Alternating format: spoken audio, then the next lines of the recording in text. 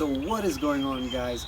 Welcome to another episode of MGC and my sub-series, which is the Land Cruiser 80 Revival series.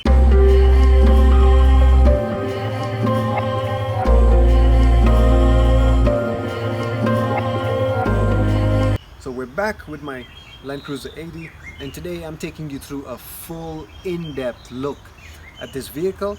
And I also got the exhaust done, so I want to take you through the exhaust, make you hear how that sounds. Brand new OEM exhaust, and I also got a bunch of wiring done inside the vehicle, so I do have my sound system working once again. So come with me and we'll just go through what we did, how the vehicle looks. You know, this is a full walkthrough. We just had a bit of rain here in Nairobi, but as you can see, the car looks good. You know, bit of water droplets, but that's not an issue. But just a really nice finish to the paint. And you know, let's go around the rear and check this out more. But we can come around here. So you guys know I got this vehicle repainted. I think it was a good job. I'm so happy that I did it. But the vehicle did have a few issues that it needed to sort out, which I did go through. You guys know we did the initial oil change, got everything sorted over there. I've put in 5W30 fully synthetic oil right now. I know some people say with an older car you shouldn't go fully synthetic. Man, fuck that bird. With an older car you shouldn't go fully synthetic, but I went for it and it's running really well. So I'm gonna stick with that for now. I might go with a heavier oil the next time. So the issues that we had before, and I did diagnose them, what we found out basically was that the exhaust over there, sort of the bottom end of the exhaust had sort of withered away, and you know, there was a sort of a cheap job done to it where they had just welded on the remainder of the exhaust, and the exhaust was bolted onto the body.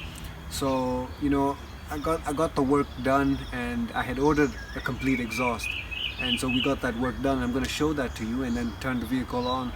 But basically, because the old exhaust was bolted to the body, there was a lot more vibrations in this Land Cruiser 80 series, and I can now see it's actually much more refined in the interior now that the exhaust is all bolted up properly. Alright, so here we are at the back of this vehicle. As you can see, complete stainless steel exhaust. Looks way better than the dual sort of setup that I had here, and you know, runs a lot better, and it's properly bolted onto the vehicle. So I love that we went ahead and got this work done. And of course, in addition to the exhaust, we've got brand new spark plugs now in this vehicle, which you would have seen in the previous video. And I of course got the fan belts and the accessory belts changed, so the engine is now running really nice and smooth. And we've got fresh paint. So the latest inspection I've done with this vehicle tells me that we got basically, they're called the control arms.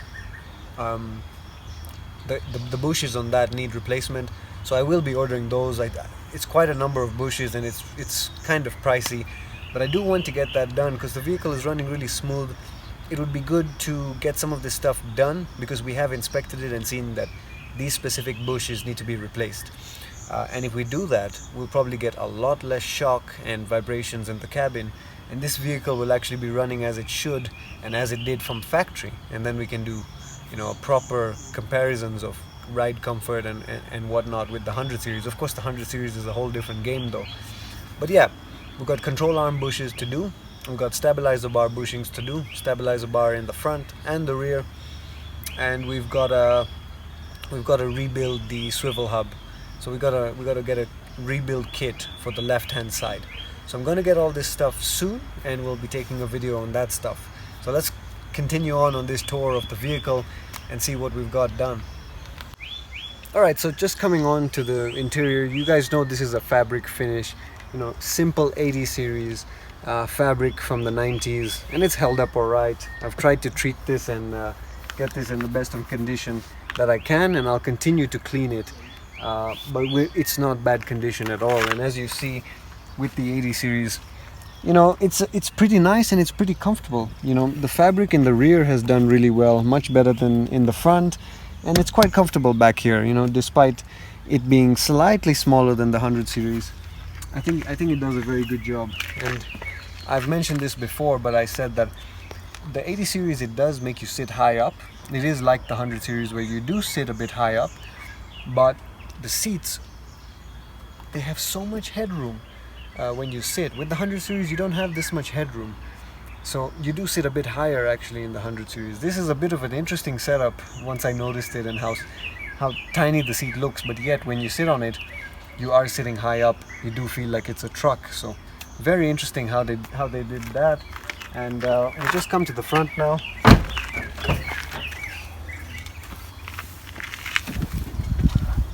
And I mean, I've got everything wired up now. We've got these sort of Kenwood speakers. They're working finally.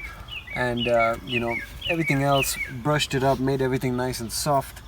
You know, I replaced our steering wheel over here to the original. And you know, everything inside here is just functioning well, and I'm really happy with it. So quick start of the engine. Basically, we did take out a bunch of random stuff. You know, it's good practice every time you buy a vehicle just to run through the vehicle, because you do not know what previous owners have done. And in this particular vehicle, I had a lot of extra wiring, which I was very glad I went through and got a lot of it out. A lot of extra wiring, because there was a subwoofer and probably an amplifier setup that was run in this vehicle previously. And of course, when I bought the vehicle, the previous owner must have disconnected the system but left all the wiring. So a lot of extra wiring is not always a good thing. This is how you see, you know, issues like fires and those kind of things. Yeah, so as I said, you know, issues with wiring can lead to, you know, problems with fires and those kind of things, which we didn't want. So we got rid of that. And the vehicle also had a sort of a cutoff, so I got rid of that as well. You know, extra wiring over here, which was for a cutoff switch, which I really don't like when systems interfere with the car's ignition. So we've returned everything to stock, which is what we wanted, and we'll continue doing that if we find anything, you know, a bit weird. But the interior has been really cleaned up and it looks good, and so we can, you know, can check it out. So some of the stuff that I noticed, you know, when I bought this vehicle was that it had a functioning, wonderful sunroof. It had, you know, AC controls and rear climate controls that ran all the way to the rear. So properly kitted out vehicle, you know, ice cold AC, nice condition fabric seats that I have sort of gone through and, you know, refurbished, as you might say. And, you know, a very nice looking interior actually. The 80 series is a very interesting interior. You know, it's a bit more blocky and you know, a different setup, very 90s, but it feels very nice and functional. It's a bit smaller. I do feel like this cabin is smaller than my 100 series, but my God, has it got a good vibe to it. You know, classic sort of Land Cruiser vibe, and you really feel different when you're in this vehicle. I must say, the character of this vehicle is something else. You know, the Cygnus is refined, amazing, luxury, conquers everything, while the 80 series is just, you know, like a boss. It just got such a presence to it. You sit nice and high. It's very blocky. You know, it's like driving a proper blocky vehicle on big tires, and it's just a really good feeling. So this is how it feels. While you're out there in the rear, we'll just get the car started so you can experience exactly how this is. Of course, with 80 series, you know, it has a distributor, so that's a bit of a different system. But here goes a start.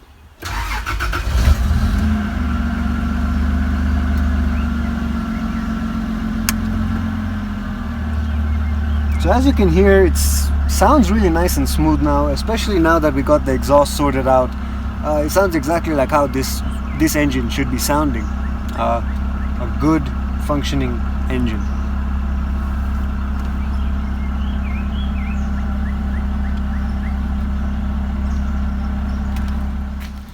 So I hope you enjoyed that video, guys, going through my Land Cruiser 80 series and the stuff we have got done so far. You know, I love how this vehicle looks and the presence, and I love the color tone as well that we went through.